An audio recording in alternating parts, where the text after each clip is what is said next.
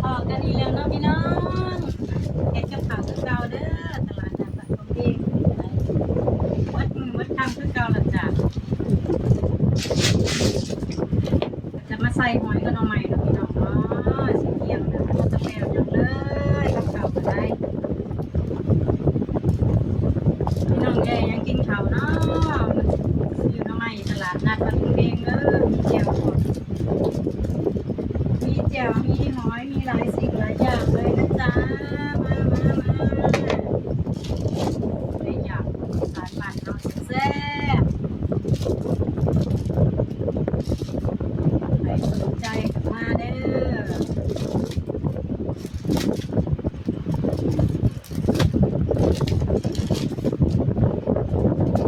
มีทั้งหน่อไม้มีทั้งหอยนะจ๊ะพี่น้องมีหลายสิ่งหลายอย่างเดียวมะเขือเทศก็หน่อไม้ต้ม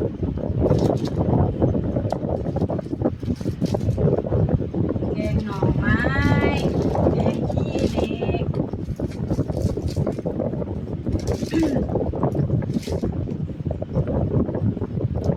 อากาศสิเป็นจังไดเนาะมื้อนี้เนาะ